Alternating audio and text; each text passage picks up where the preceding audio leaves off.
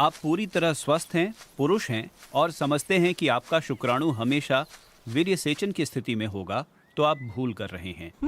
क्योंकि शुक्राणु की क्वालिटी हमेशा ऊपर नीचे होती रहती है और ये सिर्फ जीवन के दौरान नहीं होता।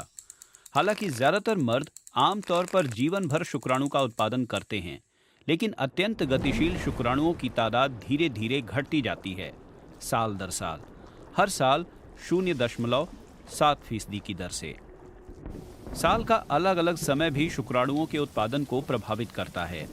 इंसानों में सबसे ज्यादा शुक्राणु वसंत में और सबसे कम गर्मियों में पाए जाते हैं और यही रुझान पशुओं की दुनिया में भी दिखती है। दिलचस्प बात यह है कि जिन लोगों की जांच की गई, उनके साल भर में शुक्राणुओं की संख्या का उतार चढ़ाव इतना ज्यादा नहीं था कि उनकी प्रजनन क्षमता प्रभावित हो। संतुलित आहार शुक्राणुओं की क्वालिटी के लिए बहुत महत्वपूर्ण है।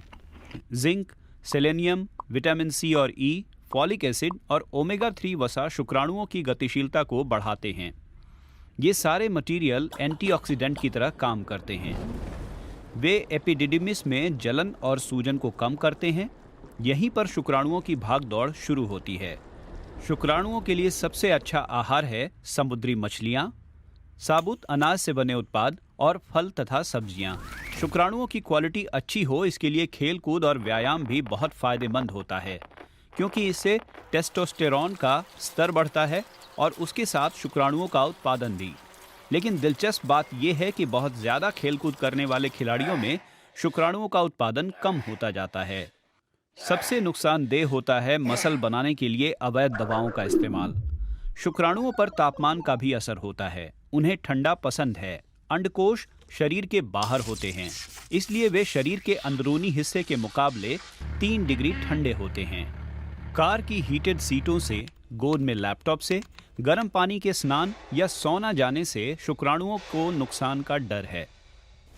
लेकिन सबसे ज्यादा सोना में जाने वाली फिनलैंड की आबादी लुप्त तो नहीं हो रही है। पैंट की जेब में सेलफोन रखना शुक्राणुओं के लिए नुकसानदेह हो सकता है, लेकिन इसकी भी अब तक पुष्टि नहीं हुई है। लेकिन इस बात की पुष्टि हो चुकी है कि संभोग शुक्राणुओं के लिए अच्छा है। नियमित वीर्यपात शुक्राणुओं की उर्वरता बढ़ाता है।